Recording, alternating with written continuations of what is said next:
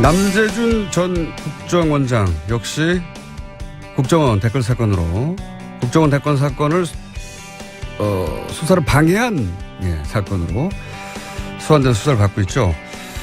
군 검찰 시절 남재준 국정원장을 직접 수사했던 분 연결해서 남재준 국정원장에 대해서 한번 물어보도록 하겠습니다.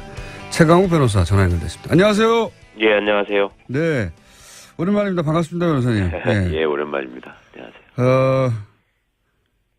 국방부에서 검찰 부장으로 계시면서 육군 참모총장이었던 남재준 당시 총장을 수사한 경험이 있으시다고 하는데 어떤 사건이었습니까? 예, 벌써 10년이 넘은 일인데요. 예전에 육군 장성 진급 비리 사건이라고 하죠. 그러니까 장성 진급이 10월 초쯤에 항상 발표가 됩니다. 그 전에 그 정해진 심사 절차가 있는데요. 그거를 그냥 형해화시키고 미리 사람을 정해놓고 그 심사를 하는 척하는 쇼를 했다. 그게 주요 내용이 되겠습니다. 그러니까 한마디로 진급 비리네요. 예, 그런 거였죠. 근데 거기에 이제 남재준 당시 육군 참모총장이 연루되어 있었습니까? 연루된 게 아니라 뭐 계획하고 지시한 분이죠. 그 해마다 한 50명 정도가 대령해서 준장으로 승진을 하는데요. 예. 그분들을 여러 가지 그간의 경력이나 자질이나 뭐 평가 자료를 놓고 그 심사위원들이 판단을 하게 돼 있는데 그거를 비선을 통해 가지고 미리 정해놓은 겁니다. 심사가 시작되기도 전에. 그러고서 그분들은 정작 심사위원들은 아무것도 모르는 상황에서 이제 동원이 된 거죠. 당시 이제 저희가 그 연결한 이유는 뭐냐면 그런 사건이 있었을 당시 남재준 당시 참모총장은 어떻게 그 수사에 응했느냐를 보면 사실은 국정원장으로서 이 사법방해 사건을 어떻게 응했는가 들여다볼 수 있을 것 같아가지고 제가 연결했는데요. 그렇죠. 그때는 뭐 군대라는 특성도 있고 본인이 참모총장의 위치라는 특징도 있고 하지만은 일단 철저한 부인, 방해, 조작 뭐 그걸로 일관했다.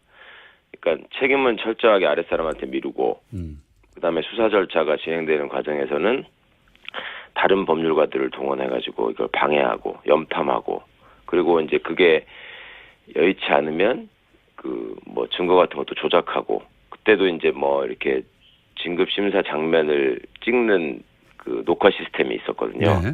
그러면 그게 드러나게 되면 중간중간에 개입해가지고 특정인을 떨어뜨리도록 유도하고 특정인을 시키도록 유도하고 이런 장면이 다 나올 거 아닙니까? 네네. 그때도 하드디스크를 바꿔치기 하고 막 그랬었거든요. 하드디스크 바꿔치기. 그런 내용들이 당시 그 국방부 검찰부장으로 계실 때 다 잡힌 내용들입니까? 네, 그렇죠. 그거는 있었던 일이니까. 그런데 그렇게 육군 참모총장으로서 그렇게 수사 방해를 했는데도 육군 참모총장 자리를 지켰어요? 네, 그랬었죠. 그 당시에는 이제 참여정부 시절이었는데요. 예. 그 남재준 씨가 외견상 보이는 일종의 개혁성, 무슨 청렴성 이런 것들이 있습니다. 청렴성, 예. 예. 그거를 높이 산 건지 속은 건지는 잘 모르겠는데 하여튼 그게 더 중요하다고 생각하셨던 것 같고 그렇군요. 본인이 또 중간에 항명성으로 사표를 던지거든요. 아, 사표를. 예. 그 대통령께서 그걸 반려를 하셨고. 참 군인의 캐릭터처럼 보이는 외모와 그런 언론 플레이를 많이 하는데 실제로는 정치에 굉장히 능한 사람이군요. 아, 그렇죠. 굉장히 실제로는 정치적이고 예. 그 군대라는 데가 이제 폐쇄돼 있다 보니까 정보 같은 게 외부에 차단되지 않습니까? 그렇죠. 예. 네, 이분은 특정 성향의 정보를 아주 집중적으로 섭렵을 하시고 그다음에 그거에 따른 확증 편향을 계속 키워가시는 반면에 다른 쪽으로는 참모총장으로서 어떤 줄을 잡아야지 또 어떻게 행동해야지 자리를 지킬 수 있나 굉장히 열심히 그 정보를 탐지하신 걸로 알고 있습니다. 그래요. 그러면 남재준 당시 참모총장이 국정원장으로 가면서 본인이 예를 들어서 군에서 쭉 자신에게 충성하던 사람들을 끌고 가서 이제 지금 인사 진급 비리에 대해서 말씀하신 건데 그래서 그렇게 이제 진급 비리를 했을 정도면 자기 사람을 어디냐 꽂는다든가 이런 것도 잘했을 것 같은데요. 그렇죠. 거기서 뭔가 본인이 생각하는 바를 은밀하게 실행을 하려면 신복들이 필요한 거 아니겠습니까? 예, 예. 그러니까 군에서도 그런 사람들이 있었고 제가 정말 놀랐던 게 나중에 국정원장이 되셨다고 하고 네. 그 뒤에 그 지금 이제 7인회라고 밝혀졌지만 말입니다. 예. 그 나오는 명단을 보면서 야, 이 옛날 멤버가 그대로 따라갔네 한 거를 확인을 했고 아하. 거기 또 고명현이라는 분이 계시는데요. 고명은, 예. 네, 국정원장의 국방보좌관이라는 자리에 있었는데 예. 대령으로 이제 전역하게 예정돼 있었던 사람입니다. 네. 동기들은 이미 3스타를 달고 있었고 아, 그렇군요. 그런데 국정원에 가가지고 갑자기 느닷없이 장군으로 진급을 하죠. 대령, 동기가 그 쓰리스타면 한 최소한 6, 7년 이상 진급에서 누락된 거 아닙니까? 예, 그때 뭐 군내에서 8차 진급이냐 9차 진급이냐 뭐 이런 걸 헤아리면서 세상에 이런 일이 다 있구나 하는 얘기들이 많이 군인들한테 보통 이렇게 되면 대령을 못 받지 않습니까? 아, 그럼요. 다 끝나는 거라고 진즉에 한 3번 정도 기회가 있거든요. 예. 그러니까 이제 그렇게 대령으로 전역하는 거라고 한 5년 전부터 이미 알려져 있었던 사람을 갑자기 준장으로 진급을 시킨 겁니다. 국정원에 데리고 가서. 예. 그런 식으로 본인이 육군참모총장 시절 데리고 있던 그 신복들을 고스란히 국정원으로 데려갔다? 예, 그런 셈이죠. 그러면 지금 말씀하시는 거는 그러니까 이제 육군참모총장 시절에도 본인과 관련된 혐의 관련해서 뭐 녹화 시스템을 하드를 교체해버린다든가 예. 또는 뭐 다른 법률가를 동원해서 염탐을 한다든가 증거 조작을 한다 이렇게 말씀하셨는데 예. 증거 조작이나 하드 교체나 이런 건 알겠는데 염탐은 뭡니까? 군대 이제 법조인들이 가서 있는 게 법무관이라고 부르잖아요. 예. 그 법무관들이 이제 판사 역할, 뭐 변호사 역할, 검사 역할 이런 것들을 다 맡아서 하는데 저희는 그때 국방부에서 수사를 한 거고 이분은 계룡대 육군본부에 있는 참모총장이잖아요. 예. 그러면 육군본부에도 법무관들이 있거든요. 예. 지금은 법무실이라고 하고 과거에는 법무감실이라 그랬는데 거기에 법무관들이 훨씬 많아요. 예.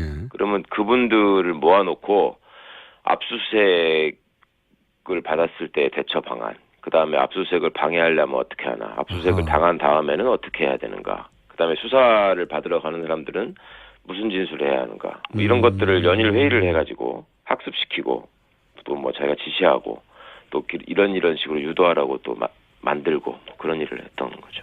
아, 그러면은 이게 국정원에서 파견 검사들더러 압수수색을 방해하기 위해서 가짜 사무실을 만들려고 하는 것도 그 이전에 본인이 육군참모총장 시절에 겪었던 노하우를 가지고 적용한 거라고 볼 수도 있겠네요. 그렇죠. 그 노하우라는 말씀이 정말 적절하신데요. 제가 그 가짜 사무실은 상당히 창의적이에요. 이번에 처음. 굉장히 창의적이죠. 예. 예, 한 건데 과거에는 이분이 사실 법을 잘 모르고 법과 무관한 삶을 살았거든요.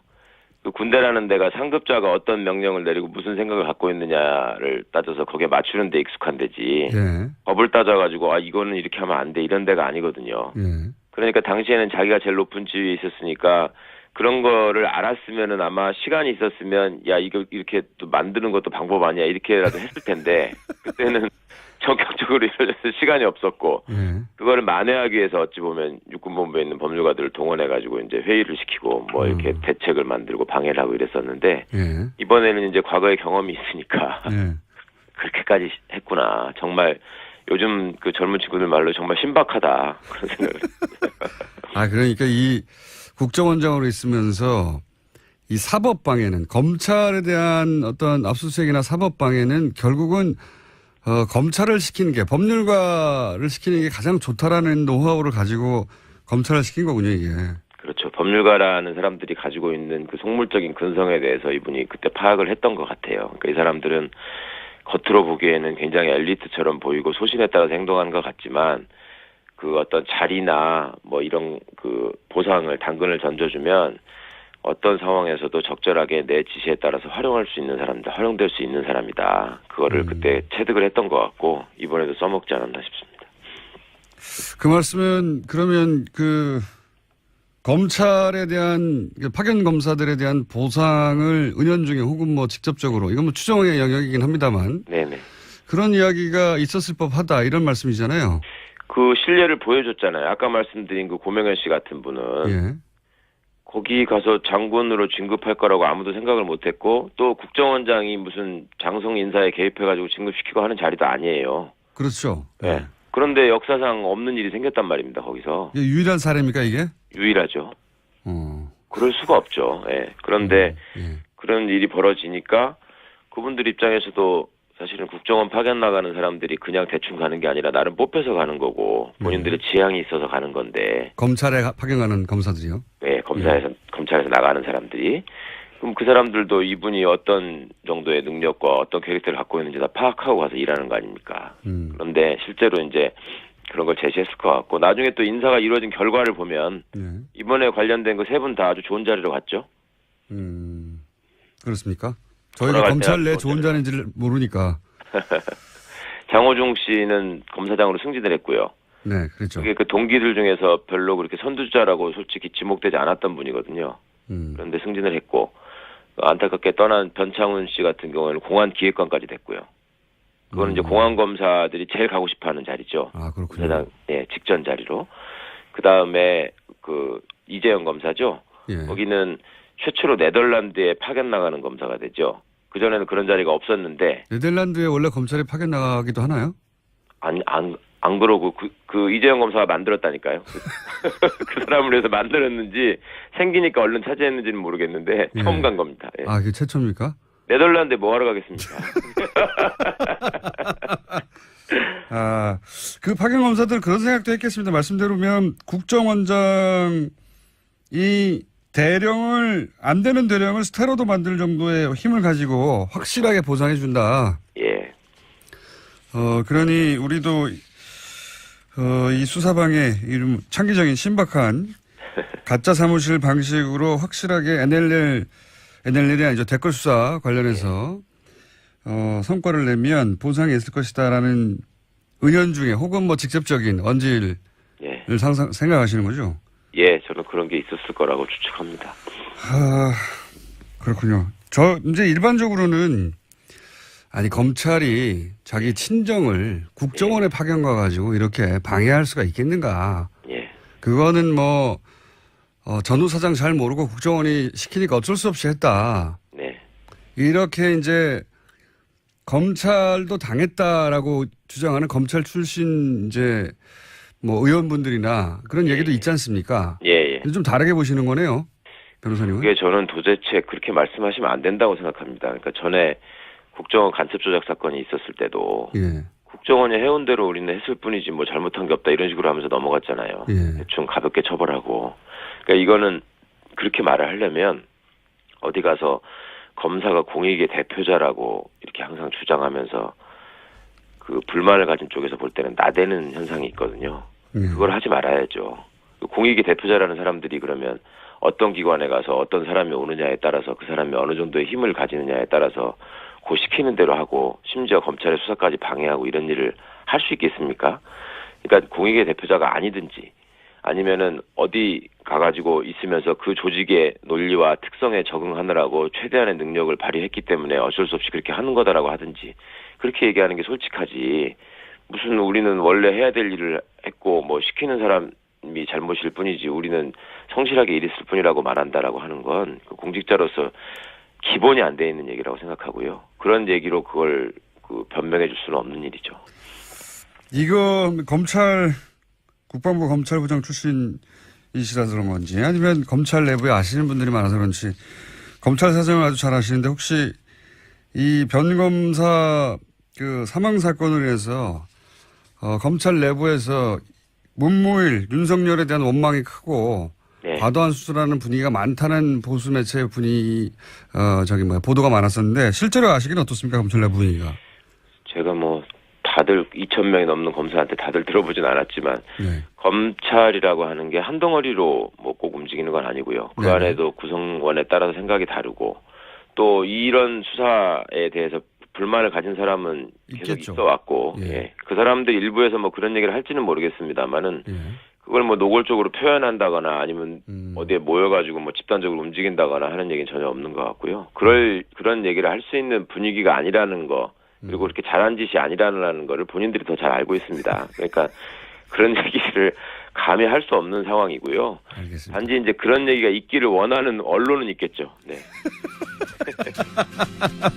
변호사님. 네. 가끔 저희 방송에 나와주십시오. 오늘 말씀 감사합니다. 네, 감사합니다. 네, 지금까지 최강욱 변호사였습니다. 라는 데가 이제 폐쇄돼 있다 보니까 정보 같은 게 외부에 차단되지 않습니까? 그렇죠. 예. 네, 이분은 특정 성향의 정보를 아주 집중적으로 섭렵을 하시고 그다음에 그거에 따른 확증 편향을 계속 키워가시는 반면에 다른 쪽으로는 참모총장으로서 어떤 줄을 잡아야지 또 어떻게 행동해야지 자리를 지킬 수 있나 굉장히 열심히 그 정보를 탐지하신 걸로 알고 있습니다. 그래요. 그러면 남재준 당시 참모총장이 국정원장으로 가면서 본인이 네. 예를 들어서 군에서 쭉 자신에게 충성하던 사람들을 끌고 가서 예. 이제 지금 인사 진급 비리에 대해서 말씀하신 건데 예. 그렇게 이제 진급 비리를 했을 정도면 자기 사람을 어디에 꽂는다든가 이런 것도 잘했을 것 같은데요. 그렇죠. 거기서 뭔가 본인이 생각하는 바를 은밀하게 실행을 하려면 신복들이 필요한 거 아니겠습니까? 예. 그러니까 군에서도 그런 사람들이 있었고 제가 정말 놀랐던 게 나중에 국정원장이 되셨다고 하고 네. 그 뒤에 지금 이제 7인회라고 밝혀졌지만 말입니다. 예. 그 나오는 명단을 보면서 야, 이 옛날 멤버가 그대로 따라갔네 한 거. 국장이 연루되어 있었습니까? 연루된 게 아니라 뭐 계획하고 지시한 분이죠. 그 해마다 한 50명 정도가 대령해서 준장으로 승진을 하는데요. 예.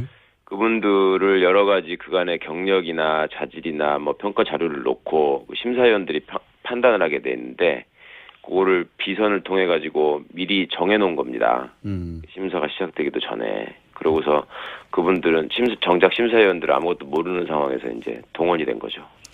당시 이제 저희가 연결한 이유는 뭐냐면 그런 사건이 있었을 당시 남재준 당시 참모총장은 어떻게 그 수사에 응했느냐를 보면 사실은 예. 국정원장으로서 이 사법방해 사건을 어떻게 응했는가 들여다볼 수 있을 것 같아가지고 제가 연결했는데. 그렇죠. 그때는 뭐 군대라는 특성도 있고 본인이 참모총장의 위치라는 특징도 있고 하지만은 예. 일단 철저한 부인, 방해, 조작 뭐 그걸로 일관했다. 그러니까 책임은 철저하게 아랫사람한테 미루고 그다음에 수사 절차가 진행되는 과정에서는 다른 법률가들을 동원해가지고 이걸 방해하고 염탐하고 그리고 이제 그게 여의치 않으면 뭐 증거 같은 것도 조작하고 그때도 이제 뭐를 확인을 했고 아하. 거기 또 고명현이라는 분이 계시는데요. 고명현. 예. 네, 국정원장이 국방보좌관이라는 자리에 있었는데 예. 대령으로 이제 전역하게 예정돼 있었던 사람입니다. 네. 동기들은 이미 3스타를 달고 있었고. 아, 그렇군요. 그런데 국정원에 가가지고 갑자기 느닷없이 장군으로 진급을 하죠.